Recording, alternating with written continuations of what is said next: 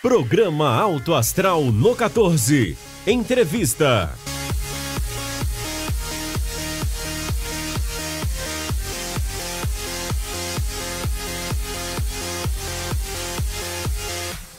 Olá, sejam bem-vindos a mais uma edição do programa Alto Astral no 14. A gente vai anotando, vai fazendo a conta. Essa é a edição de número 183, no início de junho. A gente faz 4 anos no ar já, são várias e diversas entrevistas e sempre recomendamos.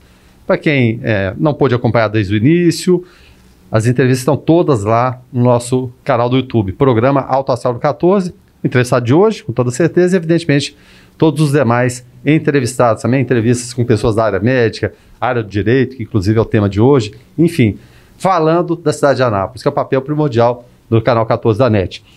Nosso convidado de hoje dispensa apresentações, mas evidentemente pode ter um ou outro que não conhece, ainda mais que ele está de máscara, será que é ele, será que não é? Mas é um convidado que a gente vem namorando há muito tempo, no sentido de trazer aqui, para trazer a boa informação, para falar com a gente. Doutor Matheus Carvalho Neto, advogado. Seja bem-vindo aqui ao Canal 14, doutor Matheus. Obrigado, Verano. Olá a todos os telespectadores do Canal 14 da NET. Doutor Matheus, antes da gente começar a entrevista, daqui a pouco a gente traz o tema, a gente é curioso assim, para saber a respeito da vida das pessoas, ser um pouquinho invasivo, e saber o que te levou a esse âmbito do direito, a vir advogados da família, enfim, o que levou o Matheus, em algum momento ali dos seus estudos, a falar, não, vou ser advogado. Verano, eu sou advogado da minha família, eu sou o primeiro, não tinha advogados ainda, né? Eu não tenho pai advogado, nem nenhum parente próximo nesse sentido. Hoje já tenho, né? Mas quando ingressei na área do direito não tinha. Mas eu sou egresso da contabilidade, né? Desde pequeno trabalhando na contabilidade, meu pai tinha um escritório de contabilidade aqui no prédio da antiga... Royal Autopeças, não sei se você lembra. Eu sou mais antigo que o senhor, E quando nós assumimos o escritório, né, nós já trabalhávamos dentro do escritório, cada um tendo os seus clientes. E quando meu pai faleceu, que nós assumimos por completa a administração do escritório, nós tivemos uma mudança de paradigma, né? Meu irmão já estava formando em ciências contábeis, já era técnico. Eu falei, olha, se eu fizer contabilidade, eu já tinha a prática contábil, eu falei, não vou agregar nada, né? Sim. Assim, eu vou agregar muito pouco, perto do conhecimento contábil que eu já tinha. Falei, então eu prefiro mudar para outra área, sempre fui muito questionador, muito, vamos dizer assim, muito atento à legislação fiscal, gostava demais, e aí foi só um passo, né? Aí quando eu já ingressei na faculdade, o meu objetivo sempre foi a área tributária, né? Porque era uma área que eu gostava. Olha, que coisa boa, né? Que uma coisa leva a outra. E hoje mantém esse vínculo com o escritório também? Essa assessoria, ela segue lá? Como que funciona? Sim, continuo sendo sócio do escritório, né? Mas hoje não tenho muito tempo para o escritório de contabilidade, porque a advocacia suga muito tempo da gente, sim, né? Sim, consome muito tempo. Mas é o que eu digo, a área tributária, você tem que gostar, né? Tanto é que eu te falei, ontem nós estávamos falando, olha... Cuidado com os temas, porque tem tema tributário que as pessoas não gostam. Quando é a parte técnica do negócio, é chato mesmo. Até para quem gosta. Digamos assim, o trabalho braçal, né? Sim. E eu até lembro, a gente já fez diversas entrevistas com o pessoal da área contábil, quanto mudou, né? A coisa era o trabalho braçal. Não que hoje não haja o envolvimento, mas é claro, a tecnologia ajudou muito, né, doutor Matheus? Sim, da mesma forma que... E eu vejo isso muito na área contábil, sim, né? Da mesma forma que a tecnologia ajudou os contadores, por exemplo, e os advogados, porque, veja bem, antigamente tudo era feito na máquina de datilografar, eu sou dessa época. Então, hoje, é tudo feito no computador. Contudo, a gama de obrigações acessórias que um contador tem hoje é maior do que ele tinha antigamente. Inclusive conhecimento tecnológico. Sim. Né? Então, hoje, o contador ele depende muito de uma estrutura informatizada dentro do seu escritório. Sim, isso é importante. Não há como. Às vezes as pessoas são muito reticentes a inovações, mas depois que aprende também, aí não quer deixar mais. Não. A verdade é essa, né? Porque existe, claro, a gente respeita aqueles contadores antigos, puxa vida, tem um conhecimento fantástico.Sim. Né? Mas que, claro, tem que atualizar e renovar, e depois que faz isso, você fala, puxa vida, por que não me falaram antes? E é dessa forma. Mas vamos lá para o nosso tema de hoje. Afinal de contas, o Brasil parece viver em reformas, parece uma obra constante. E o doutor Matheus também, ele faz reformas, né, de imóveis. Se alguém precisar de alguma reforma, ele faz e não cobra nada, inclusive, tá? Depois eu vou passar o contato dele. Mas brincadeiras à parte, a gente vive em reformas, né? E o Brasil fala de reforma política, reforma da Previdência, enfim. E a tal da reforma tributária. O Brasil é um cipó de impostos e a gente tem a impressão que está sendo cobrado o tempo todo. E essa contrapartida não vem na forma de benefício.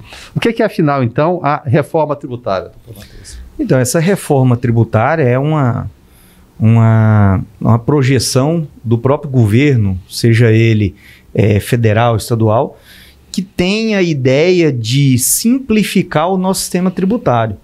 Né? Esse é o principal objetivo da reforma tributária. Ele simplificar, porque hoje, Verano, o maior litigante do país, ou seja, aquele que mais tem demandas é o governo. Então, se você pegar a nossa esfera do judiciário, a maioria das ações são propostas em face dos governos estaduais. Cidadão contra o Estado. Cidadão contra o Estado. Né? Então, a reforma tributária que acontece hoje, a ideia é o quê? Simplificar o nosso sistema tributário. Nós temos mais de 4 mil normas vigentes no país com relação a questões tributárias. Isso dificulta muito tanto o contribuinte quanto o governo, quanto o fisco. Por isso que existem hoje diversas ações questionando a incidência de vários tributos. Né? Então, a principal medida que o governo faz hoje da reforma tributária é o quê? Buscar a simplificação dessa tributação. Né? Como já ocorreu outrora, em algumas épocas, com a criação de determinados tributos, de sistemas tributários, como o Simples Nacional, que, por exemplo, começou lá no Simples Federal, que unificou alguns tributos, depois teve o Simples Nacional, que abrangeu mais tributos, que facilitou o quê? A vida do empresário e a vida também do próprio Estado, porque ele, para fiscalizar, ele tem apenas um tributo para fiscalizar. Então, esse é o principal objetivo hoje da reforma tributária. Então, nesse bojo, ela é extremamente necessária. Extremamente necessária. Talvez, e aí é uma visão partidária que muitos têm, que é a questão de, será que ela deve ser feita agora? Principalmente pelo momento em que nós estamos vivendo. E aí nós temos dois pontos principais.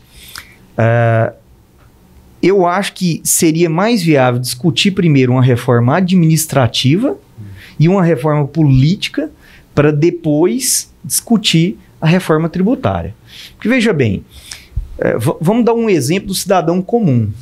Quando você faz um planejamento de gastos na sua casa, a primeira coisa que você faz não é ajustar quanto que você ganha, é ajustar quanto que você gasta. Para depois saber o que você precisa ganhar.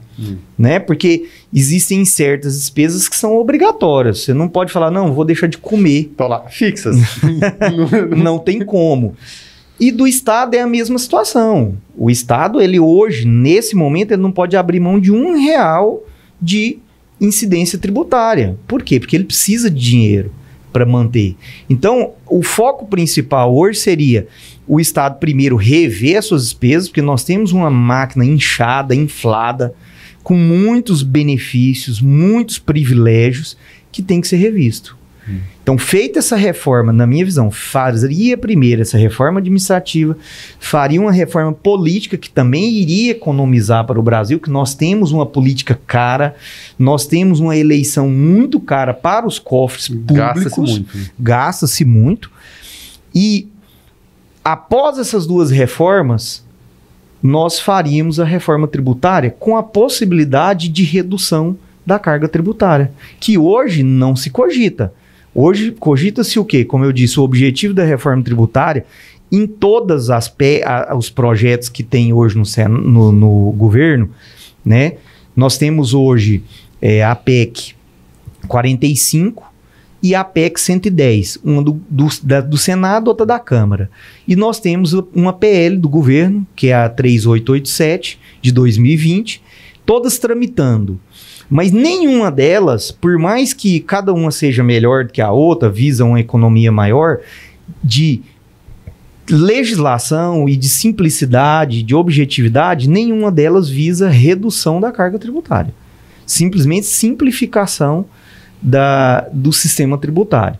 Então, talvez nós teríamos que mexer primeiro nos gastos, desinflar a máquina pública, que é o grande vilão do governo, é a máquina pública, para depois fazer essa reforma tributária.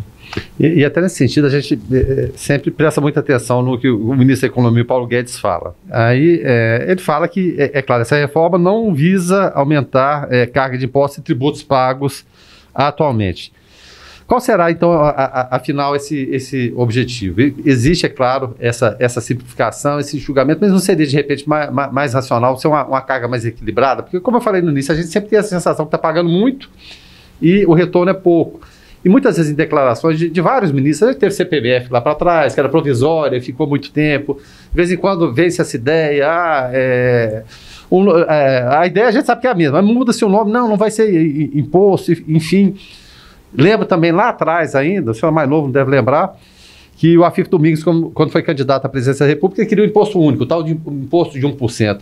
Seria uma coisa viável, uma coisa muito radical, uma simplificação tal que fosse 1%? Enfim, qual que é o contexto? É difícil achar esse ponto de equilíbrio aí, doutor Matheus? Olha, ter um imposto único no Brasil é difícil.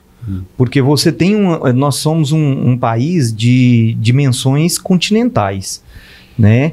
Então, você ter um tributo único, você criaria uma desigualdade muito grande em determinados setores, porque nem todo setor tem, vamos dizer assim, a mesma margem de lucro. Então, deve-se haver uma diferenciação, sim.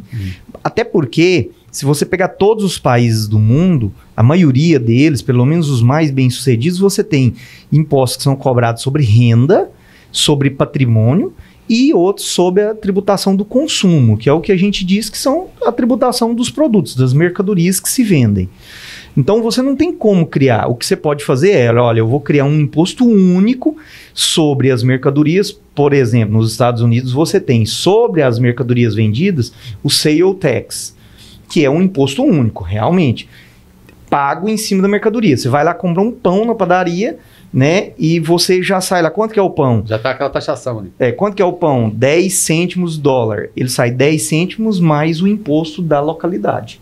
Então é acrescido, né? Ele é agregado ao produto. E você sabe na hora quanto que você está pagando de tributo em cima daquele produto. Então, mas, por exemplo, lá também tem a tributação estadual sobre renda e patrimônio, propriedades, e tem também sobre renda federal. Porque você não tem como unificar isso. Até porque seria uma tributação bem baixa. E a questão no Brasil não é a alta carga tributária, é o retorno dessa carga tributária. Se você pensar numa lista de 30 países com maiores cargas tributárias, nós estamos em 14º. A sensação que a gente tem é que a gente está ali primeiro, se eu estou no pódio, né? Não, nós não estamos no pódio. Mas em compensação, você poderia falar assim, não, mas nós estamos na metade da lista, até estamos bem. Não, por quê? Porque na lista que mede o retorno, ou seja, o índice de desenvolvimento sobre a carga tributária, que é condicionado ao PIB, e tudo isso ligado ao PIB, né? IDH também desenvolvimento. Sim, IDH e PIB. Nós estamos lá em 30º.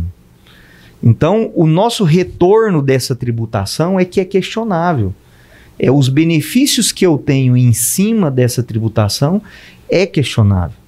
Então, hoje há um consenso entre os tributaristas, e aí você falou a questão do ministro Paulo Guedes, da questão da preocupação que ele fala que não haveria um aumento na carga tributária. Há um consenso na maioria dos tributaristas que estudaram essas propostas, a gente vê que vai haver sim um aumento, porque vai haver uma disparidade em determinados setores, e isso provocará um aumento na carga tributária. É uma consequência natural. Sim. E o senhor estava citando exemplo de taxação, por exemplo, em cima de pessoas que ganham mais. E volta e meia fala-se no Brasil de taxar as grandes fortunas. E a gente tem, é claro, concentração de renda aqui, ela é enorme na mão de poucos. Seria possível, isso é viável, é uma coisa que está mais no simbolismo, ela seria útil no dia a dia? Olha, eu vejo que essa tributação das grandes fortunas é uma ilusão. Não adianta. Muitos países já aderiram a ela e muitos deles deixaram de cobrar esse tributo. Nós temos países aí que estão bem à frente de nós, que passaram por essa experiência. Porque a arrecadação é muito pequena. É mais o simbolismo, né? Sim, e aí você tem que criar mais. Se você pesar na balança o custo que você vai ter para apurar isso, vou dar um exemplo, é a mesma coisa do ITR em alguns lugares. O ITR é um imposto federal que pode ser cobrado pelo município mediante convênio. Se o município, o município tem uma participação pequena no ITR, e se ele fiscaliza, se ele cobra, ele tem uma participação maior. Sim. Mas tem municípios que não fiscaliza. Por quê? Porque para ele criar uma estrutura de fiscalização, vai sair mais caro do que o que ele vai ganhar. E o IGF, que é o Imposto de Grandes Fortunas, apesar de estar previsto em nossa Constituição, ele é mais ilusório, ele não vai ter. Aí, eu já sou mais o seguinte, vamos estudar uma tributação em cima, por exemplo, das exportações? Vamos dar um exemplo. 2020, com toda a questão da crise, da pandemia, nós tivemos mais de 206 bilhões de dólares né? em exportação. Se você tributar 1% disso daí, porque hoje não existe a tributação pesada em cima do que é exportado, se você tributar 1%, nós estamos falando em 12 bilhões de reais. É muita coisa. É muita coisa. Então, e é mais fácil controlar. Sim. Então, se você for comparar, olha, vamos criar um novo imposto. O IGF, é melhor você criar mais, deixar o imposto de exportação vigorar do que criar um IGF. Até porque, Verano, existe uma ilusão de que o rico paga menos imposto do que o pobre. Isso é uma ilusão. Por que eu te digo isso? A nossa tributação ela é progressiva na maioria dos casos. Tanto de renda, ela é progressiva, e na questão do consumo, ela acaba sendo progressiva. Porque você concorda que quem consome mais paga mais. Eu vou comprar um carro ali de 400, 500 mil. Eu vou pagar mais imposto. Eu vou pagar mais imposto do que quem compra um carro popular. Isso é óbvio. E quem ganha mais tem uma alíquota maior. Então a tributação sobre renda ela é progressiva e eu vou pagar mais. Então essa história de que não, o pobre paga mais imposto, o rico não paga imposto, isso é uma ilusão. E aí se você olhar na contrapartida, o rico usufrui menos da estrutura estatal, que é o retorno que tem que nos dar, do que o pobre. Porque, por exemplo, a população pobre, ela, como nós vamos para o SUS. O rico tem o quê? Plano de saúde, ele vai para o hospital particular. Ele não gasta a estrutura estatal. Ou às vezes nem por aqui, né? Vai para o exterior, ou vai para os grandes... A população mais carente, ela anda de ônibus. O rico anda de carro. O pobre, quando viaja de quê? De ônibus, normalmente. O pobre viaja de avião. Então, o rico, né? O rico viaja de avião. Então, ou seja, ele não utiliza muita estrada que nós pegamos, que é esburacada, né, que tem manutenção constante. Então, se você for comparar os parâmetros, hoje nós temos uma despesa maior com a população. Por isso que nós temos também uma Constituição que ela é uma Constituição fraterna, ela é mais humanizada, justamente para coibir esse desequilíbrio. Beleza, nós permitimos que o rico acumule riqueza? Sim, mas ele, de certa forma, acaba também sendo solidário a contribuir para aqueles que não tiveram a oportunidade. Essa é a filosofia da nossa Constituição, que é chamada uma Constituição mais humana, comparada com as outras, né? Mas para chegar ainda no equilíbrio ideal que nós não temos, nós precisamos caminhar muito ainda. E interessante que a gente está no governo de direita, a gente teve governo de esquerda, de centro, enfim, intelectual do poder, Fernando Henrique, enfim, tivemos várias vertentes e a gente não consegue chegar nesse equilíbrio, né, doutor Matheus? Porque às vezes as críticas são tantas a determinado governo, seja atual ou passado, mas tiveram um momento e a coisa no caminho. O que a gente espera, evidentemente, é claro que caminhe. Falando até em retorno, o senhor citou a questão do SUS, porque muita gente critica o SUS, e muitas vezes com razão, mas há de se frisar também o papel importante que o SUS está tendo nessa pandemia. Fico imaginando a gente sem o SUS, agora que evidentemente tem todos os defeitos que a gente entende, mas ele está sendo importantíssimo nesse momento também, né? Sim. Muita gente critica o SUS sem saber a importância dele. Talvez esteja vendo agora, né? Sim. Talvez eu costumo dizer que o brasileiro ele precisava pelo menos viajar para fora do Brasil para ele entender a realidade de outros países. Muitas vezes cria-se uma ilusão com certas coisas. Fala-se muito mal da gente mesmo, sim, né? Elogia-se. Eu costumo dizer, o Brasil é pouco patriota. Por que muitos países estão muito à frente de nós? Porque o povo, vou dar um exemplo, o povo americano, o inglês, eles são muito patriotas, eles brigam muito pela sua nação. Sim. Então, por exemplo, no Brasil, hoje, você pode contar nos dedos qual país do mundo tem um sistema de saúde gratuito, igual o nosso, com a amplitude de operações. Então, por exemplo, existem certas cirurgias que fazem no SUS aqui que nenhum país hoje do mundo é feito. Se for gratuitamente. Fazer, milhares de dólares. Pelo contrário, nos países de primeiro mundo, a saúde é paga e é cara. Então, o brasileiro, é lógico que não é o sistema perfeito. Não, porque a gama desse sistema é muito grande, ele abrange muita coisa, né? Mas também não podemos tirar o mérito dele, o crédito dele, e hoje nós somos dependentes do SUS. Exatamente. Sem o SUS hoje em dia... Se nós não tivéssemos o SUS nessa pandemia, nós estávamos enrolados. Não, e o que eu tenho visto também, doutor Matheus, até em relação a isso, e falando ainda de área tributária, de retorno de benefício que o cidadão tem, de várias pessoas com Covid que foram muito bem atendidas, estão sendo bem atendidas. Isso é importante. Pega o exemplo de Anápolis e outros locais deve ter também. Então a gente tem que registrar, tem que reconhecer, evidentemente, as limitações, os erros, e muita coisa precisa melhorar, filas, enfim, mas está cumprindo seu papel, sem dúvida nenhuma. Eu diria que muito contente, inclusive. Bom, a gente está falando aqui também da reforma tributária, é claro. Eu sei que, claro, todo o Brasil tem uma série de itens, listas, enfim, Senado, Câmara, e a gente tem que discutir mesmo. Às vezes essa discussão ela é demorada, às vezes no Brasil também a coisa é feita muito no assodamento, demora-se muito tempo, aí depois de uma hora para outra se resolve. Mas quais são os principais pontos que a gente pode pensar aí em relação à reforma tributária que o senhor pode trazer para a gente? Olha, o ideal, como eu disse anteriormente, Verano, seria termos uma reforma política antes e administrativa para enxugar a máquina. Quer dizer, conseguir conviver... abrir caminho para uma reforma tributária sem pressa, igual você falou, sem assodamento, sem toque de caixa, ou por interesses eleitoreiros, né? Sim. Porque você pode pegar aí qual é a principal propaganda política da maioria dos governos. Vamos fazer uma reforma tributária, vamos isentar o cidadão até tantos mil, né? Por exemplo, isentar o trabalhador brasileiro até R$5.000 de imposto de renda, isso é uma promessa que vem aí há 20 anos. Ou vou tirar o nome do Serasa também? Todo político, ele promete isso. Ciro agora. Até vereador promete isso, né? Ciro, estamos juntos aí, Ciro. Então, tirar esse viés político de uma reforma, porque aí você faz uma reforma ampla. Por exemplo, todas as reformas que tem, aqui tem o período de implantação menor, é de 6 anos. É muito tempo. Tem outra que é de 10. Então você, imagina, você hoje, do jeito que está, já é burocrata, você andar com 2 sistemas ao mesmo tempo.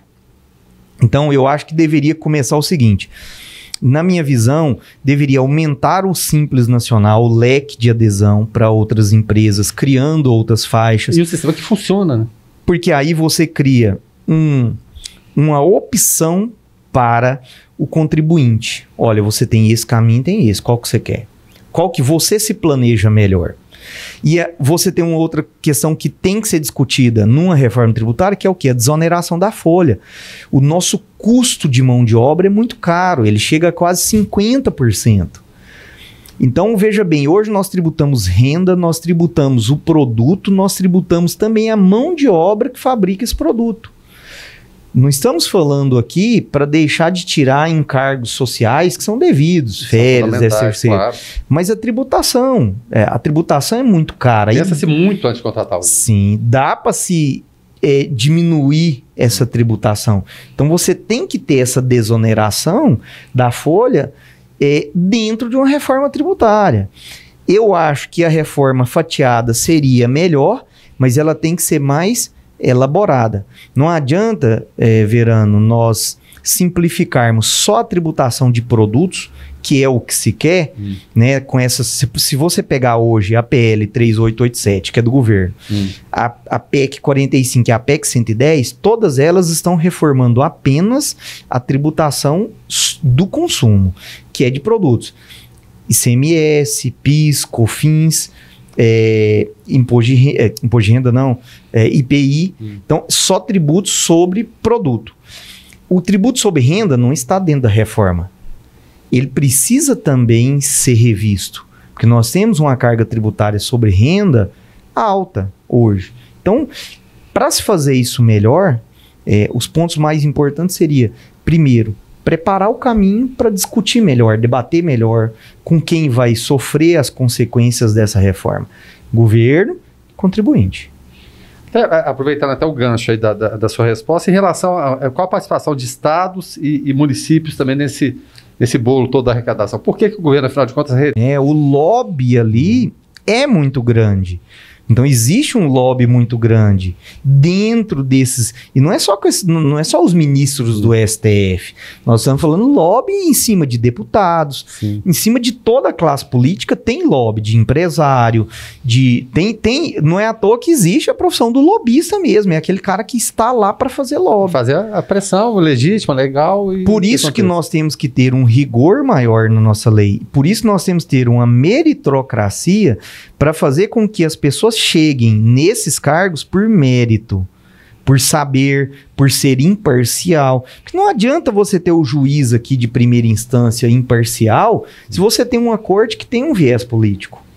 Entendeu? Essa corte com viés político, ela vai prejudicar todo o trabalho que está sendo feito abaixo. Tanto é que a gente vê, na segunda turma é a turma do solta, a primeira turma é a turma do prende, eu quero sair, o Marco Aurélio Melo vai sair agora, o decano. Ele foi indicado pelo primo dele, Fernando Collor de Mello, lá no início dos anos 90. De repente também não é muito tempo que se fica, tá certo, o Joaquim Barbosa resolveu sair antes, mas tem o limite da idade ali, o Celso de Mello saiu, agora o Marco Aurélio Melo sai ali naquele limite de 75 anos. Até o novo ministro agora, o Cássio Nunes Marques, e está sendo muito questionado e tratado até daquela forma jocosa pelos Gilmar Mendes como o novato, e pelo Marco Aurélio também. Bom, eu não sei, é jargão de cada um, mas a gente percebe certa ironia ali. Aí ele tomou uma decisão, não me lembro bem qual, aí foi questionado sobre aquela opção, aí ele falou, vocês vão ter muito tempo para entender a forma que eu penso. Ou seja, ele é bem jovem ainda, não sei bem a conta exata, mas vai ter mais cerca de 30 anos que ele vai ficar por ali. Não é muito tempo, também não deveria haver um limite e sempre sem querer te colocar em saia justa, mas opinião assim como cidadão. Olha, ao meu ver, eu acho que seria injusto colocar muito tempo. Por quê? Se ele chegar lá por meritocracia, eu acho que ele só deve sair de lá, lógico, por uma aposentadoria ou por vontade própria. Acho que a PEC da Bengala, que foi votada e tudo mais... Tá tentando lembrar o nome.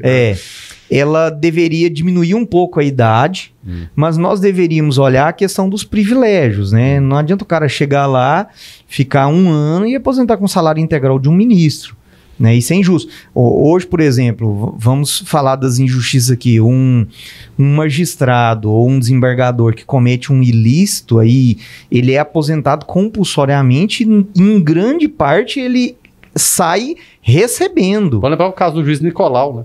Sim. Lá do VRT de São Paulo. Sim. Então ele acaba sendo aposentado compulsoriamente.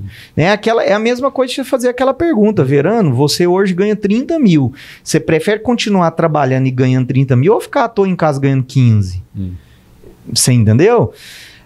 Agora, essa questão dele ficar mais tempo, eu penso que seria salutar se tivesse um mandato, ok, você tiraria uma perpetuação no poder. Por outro lado, você pode criar também uma instabilidade, uma insegurança na mudança de paradigma, né? De ter uma jurisprudência mudando muito rápido.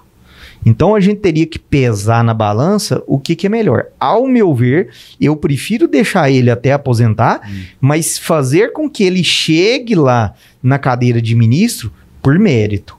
pelo seu conhecimento técnico, pela sua interpretação, e dentro da meritocracia você pode analisar vários fatores, não só conhecimento técnico, mas também o conhecimento social, a aplicação social das normas que esse magistrado faz, como que ele lida. Por exemplo, nos Estados Unidos, os magistrados são avaliados pela comunidade local. Engajamento social também. Sim, se ele for reprovado pela comunidade local, ele não volta para o cargo. Ele sai. E não tem então, conversa. Na meritocracia dá para se fazer isso. Você não precisa deixar lá um ditador, porque o que nós fazemos hoje é deixar um ditador em certos poderes. Por isso que tem tanta corrupção, porque o cara acaba se sentindo, e ali é um chama para corrupção. É porque o poder está ali, a decisão vai partir. O poder está ali, a decisão é todo dia alguém provavelmente oferecendo algo para ele, em troca, imagina. uma hora o cara cede, ele é humano, né? Não estou dizendo que isso é correto. Sim, claro. Né? Pelo contrário, isso é muito errado. Mas às vezes a gente não sabe a situação que esse cidadão ou às vezes até sem o benefício próprio, mas pelo laço de amizade, ou de repente... Olha, te coloquei aí. É. Entendeu? Por exemplo, a maioria dos ministros que estão ali foram indicados pelo Lula, pelo governo petista. Lula e Dilma. Então é o seguinte, imagina a pressão que eles estão sofrendo. E aí me surpreende muito o Barroso, que foi colocado no governo Lula hoje, e tem posições atrás, e hoje é um dos caras que mais embate contra a corrupção. Crítica, né? Exatamente. Sim. Contra. Tive o caso do Joaquim Barbosa também, da mesma forma. Mas enfim, isso é uma discussão longa. A gente vai marcar outro bate-papo só em relação à política. Mas voltando para a reforma tributária, afinal de contas, né, o que muda, né? O que muda para as pessoas físicas e jurídicas com uma possível reforma tributária? O que pode acontecer em relação ao nosso dia a dia? Verano, essa reforma tributária, ela trazendo uma simplicidade, muda o quê? Você tira o custo da operação. Porque hoje você paga-se muito em razão da burocracia. Então, por exemplo, quando você simplifica, obviamente a chance de você, por exemplo, pagar uma multa por descumprimento de obrigação acessória é menor. Porque hoje o caro para o empresário, e aí vamos falar primeiro do empresário, não é somente o tributo, são os penduricalhos, né? Os penduricalhos desse tributo. Que seja, se você atrasa na entrega de uma declaração, ou se você entrega ela errada, você é multado. Né? Se você, por exemplo, além do imposto que você paga, você tem que pagar taxas. Então, tudo que se vai fazer, a prefeitura te cobra taxa, o estado te cobra taxa, o governo federal te cobra taxa. Então, você paga, além do tributo, você paga taxa para tudo que você faz. E até para aquilo que você não recebe. Então, hoje, essas taxas, elas acabam agregando muito mais e pesando muito mais. Então, a simplificação disso... Olha, se eu já pago tributo, se eu já pago imposto para sustentar a máquina estatal, para que ela possa desenvolver os serviços inerentes à população, por que eu ainda tenho que pagar mais taxa pelo seu serviço? Né? Eu preciso ir lá abrir minha empresa. Tudo bem, pode até se cobrar uma taxa simbólica, mas agora cobrar um valor absurdo para um fiscal ir lá e passar 10 minutos dentro da minha empresa... e você ter que pagar uma taxa de 4, 5 mil reais, como às vezes acontece, é muito caro. Isso vai fazer o quê? Isso tem um reflexo aonde? Na pessoa física. Sim. Por quê? Porque você, ao comprar o produto, o comerciante não vai deixar de agregar isso no custo do produto. Alguém vai ter que pagar isso. Alguém vai ter que pagar. E quem paga? O consumidor final. O consumidor é sempre o cara que paga mais tributo. É o consumidor final. Por isso que nós temos uma tarifação muito alta, porque a nossa tarifação mais pesada é em cima do consumo. Então, o contribuinte final, que somos nós, pagamos mais, por quê? Porque no produto é onde incide a maioria da tributação que ocorre no país. A nossa tributação de renda, comparada com os outros países, ela é baixa. Ela não é tão alta. Nós temos aí países que cobram 35% de imposto sobre a renda, sobre patrimônio, por exemplo, que é um imposto de doação, de sucessão, né? Por exemplo, faleceu, vai transferir o patrimônio, tem impostos que tem países aí que cobra 60%. O nosso não tem choro. O nosso aqui é 8%, a alíquota máxima. Então, você vê que a nossa tributação de renda e patrimônio não é tão alta. O que é alto é a nossa tributação de produto. Por isso que quando você vai no Japão, nos Estados Unidos, na Europa, os produtos são mais baratos. E os nossos produtos aqui são mais caros. Por conta disso, porque a nossa tributação em cima do produto, ela é demasiadamente pesada. O tempo passa rápido, mas dá tempo para a última pergunta aqui, doutor Matheus. Em relação, é claro, esse ambiente que a gente está vivendo agora, de CPI da Covid, enfim, no Brasil parece que quando você tem um tema principal no Congresso, parece que se esquece todos os outros, as forças têm que se dirigir somente para aquela, como se não houvesse parlamentares suficientes para tratar de vários temas ao mesmo tempo. Você percebe que há um clima político para seguir adiante com essa reforma tributária, a gente percebe muitas vezes que tem que passar pelo humor das pessoas ali. A gente viveu agora o quê? Clima de eleições municipais. Aí, posteriormente, festas de final de ano. Sempre vai ser de ano. Aí depois a eleição da presidência da Câmara e do Senado.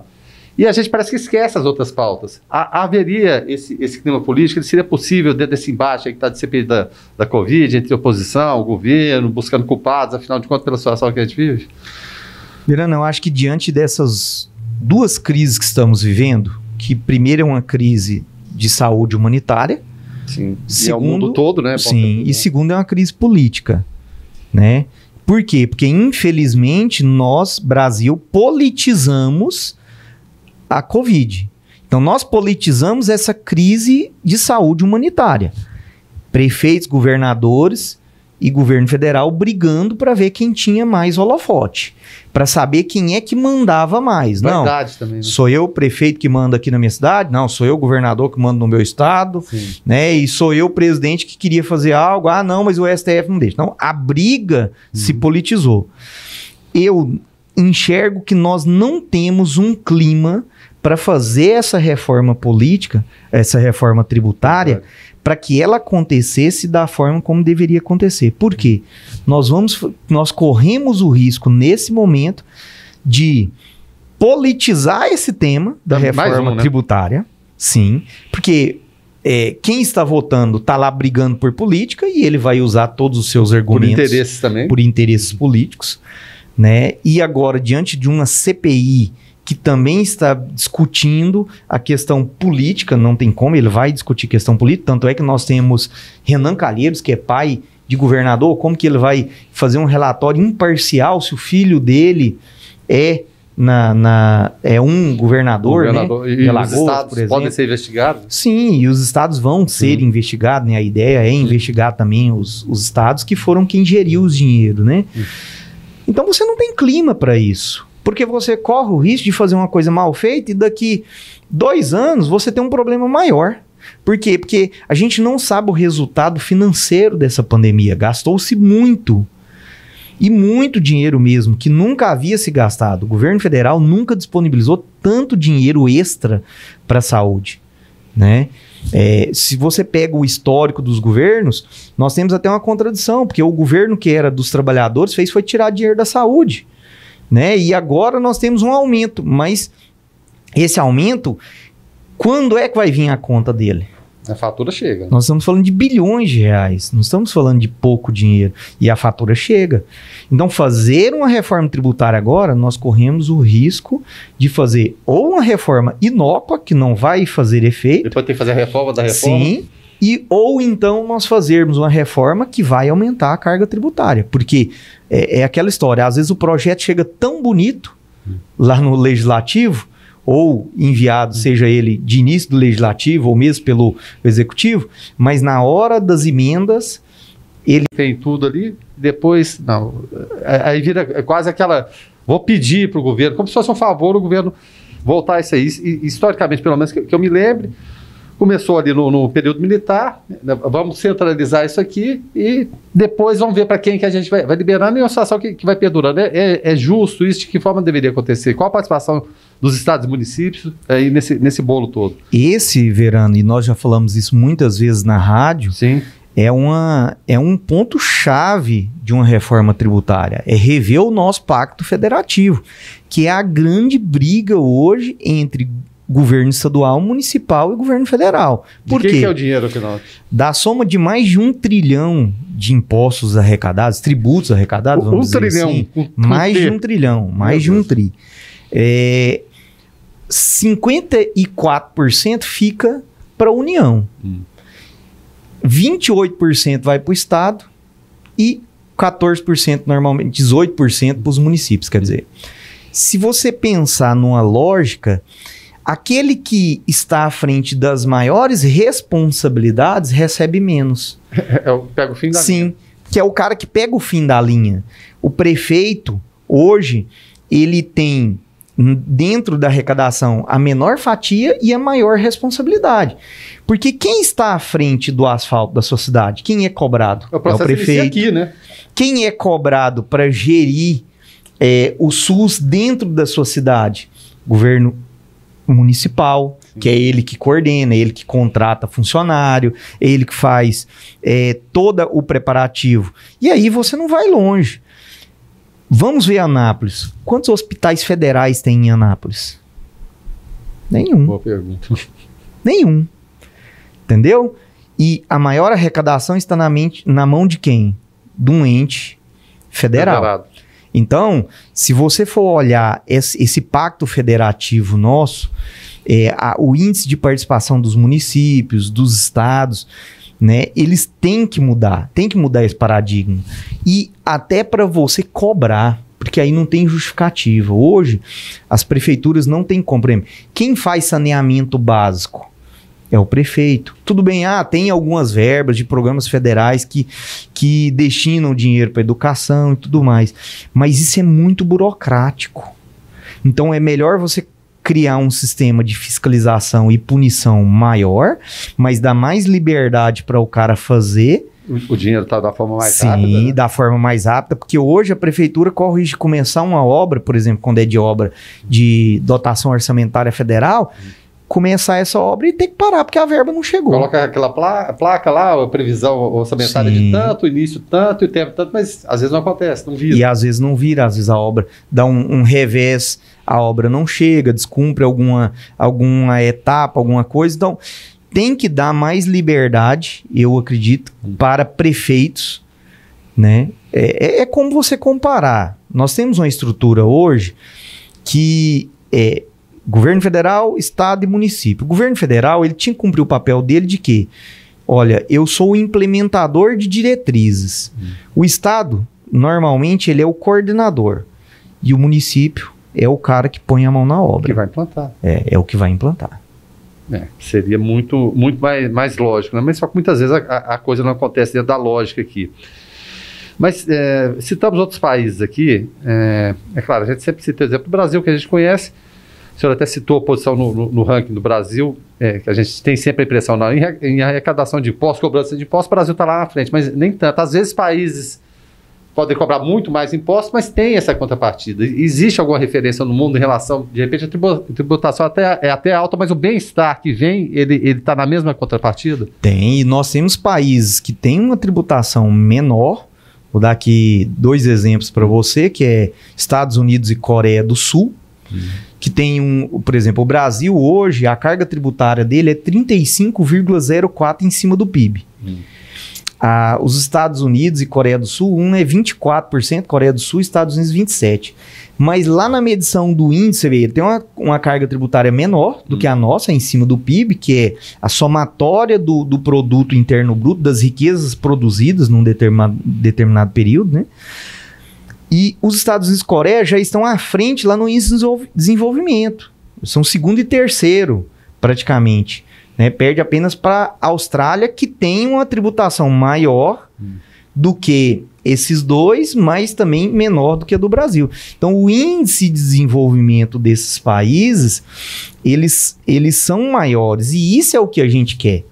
Se falasse assim, Verano, olha, nós vamos melhorar o SUS, vamos melhorar as condições do serviço público para você, diante do que você paga de tributo, eu tenho certeza que todo cidadão brasileiro pararia de reclamar.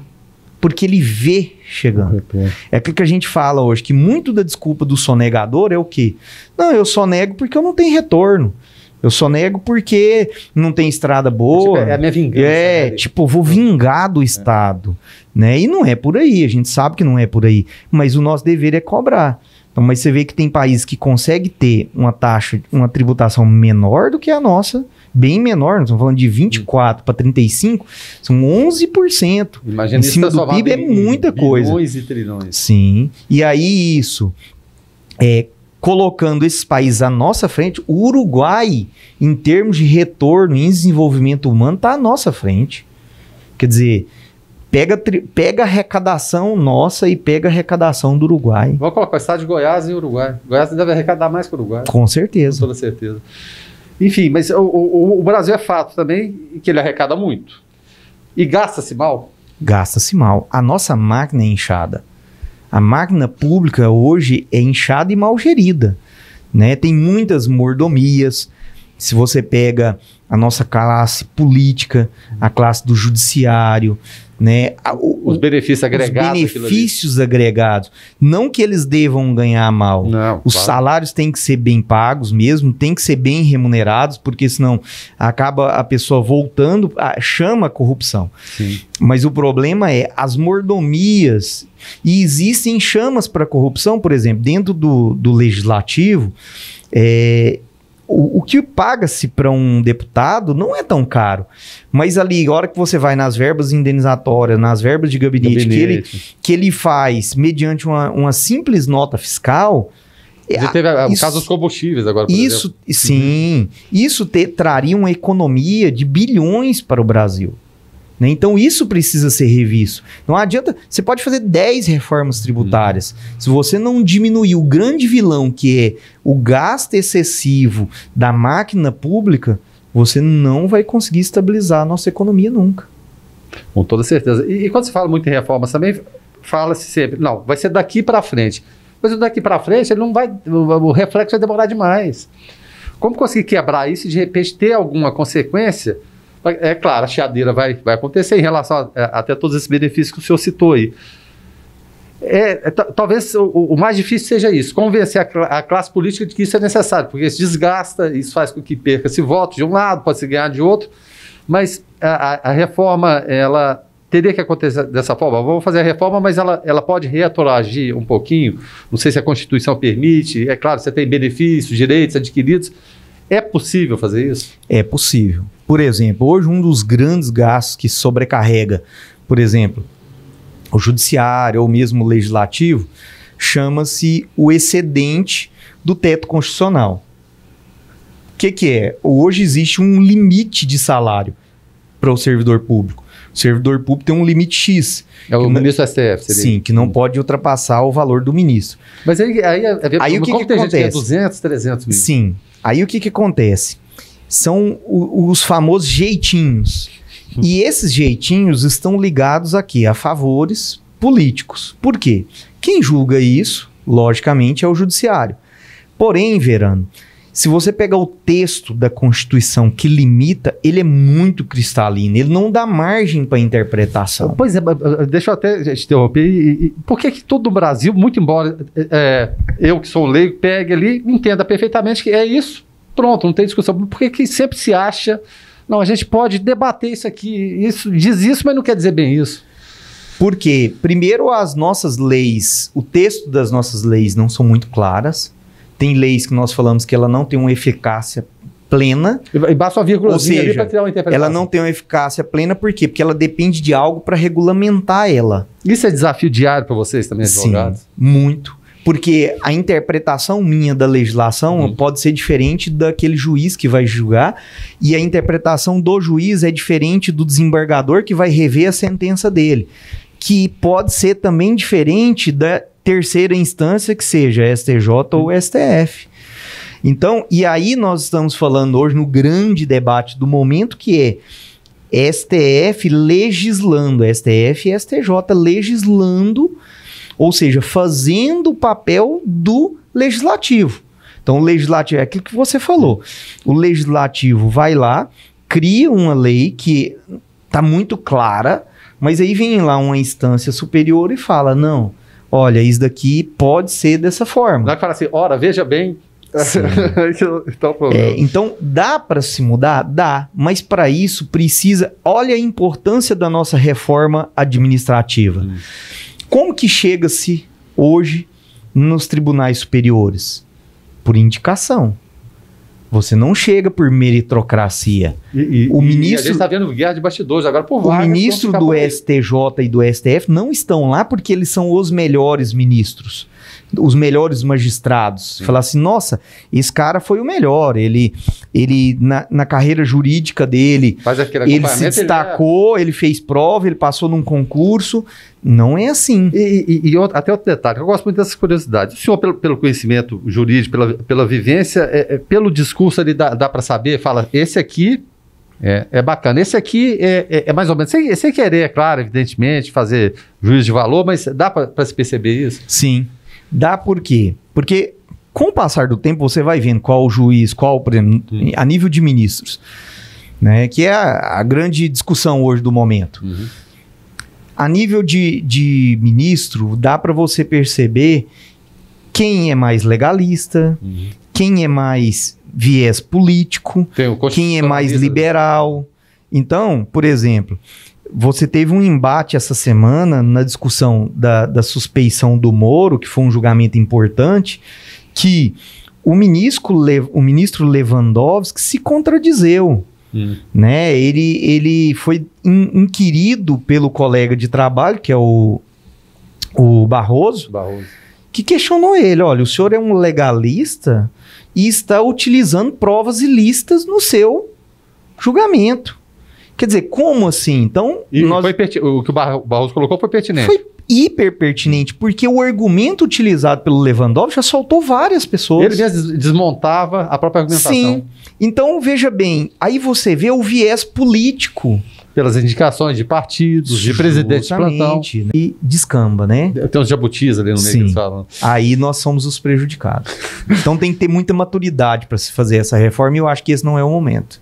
Tá certo. Doutor Matheus Carvalho Neto, nosso entrevistado de hoje, advogado especialista em direito tributário e imobiliário. Sim. Também. Doutor Matheus, obrigado pelo bate-papo, pelos esclarecimentos de um tema que muitas vezes é complicado, mas trazendo pessoas como o senhor aqui para traduzir isso para a gente fica muito bacana. Obrigado por ter cedido esse espaço para a gente aqui. Verano, eu que agradeço mais uma vez pela oportunidade, né? Estamos sempre juntos. Agradeço também todos os telespectadores do Canal 14 e estamos à disposição sempre. Tá certo. E para quem pegou a entrevista no finalzinho aí na grade de programação, ela é repetida durante várias vezes pela semana e se você quer acompanhar o nosso canal no YouTube, tem lá a entrevista do Dr. Matheus e todas as outras anteriores também. Eu repito, já são 183 edições do programa Alto Astral 14. A gente agradece mais uma vez ao Dr. Matheus Carvalho Neto e aos nossos parceiros, sem os quais seria impossível executar esse programa. Então, mais uma vez, muito obrigado. Clínica Radiológica de Anápolis, Arroz e Feijão Imperial, Geolab Genéricos, Instituto Oncohematológico de Anápolis, Hospital Evangélico Goiano, Uni Evangélica, Supermercados Atende Mais, Compensados Anápolis, Clínica Vacine, Produto JK, a arte do algodão, Laboratório Modelo, Farmácia Naturalis, Cicobi, Unicentro Norte Goiano, Lages Vibracom, Mercafrios Mauá, Mix Limpeza, a melhor opção em produtos de limpeza, Pamela Rezende, assessoria e consultoria, Porto e Pereira, Hipercozinha Industrial, Rádio Imprensa, 104,9 FM, Bioimagem, empresa biomédica especializada em diagnóstico por imagem, Única, unidade de combate ao câncer em Anápolis, Restaurante Barriga Cheia, Síntese Comercial Hospitalar, Extra Corpus, Equipamentos Médico Hospitalar, Egoservice, Vigilância e Segurança Privada,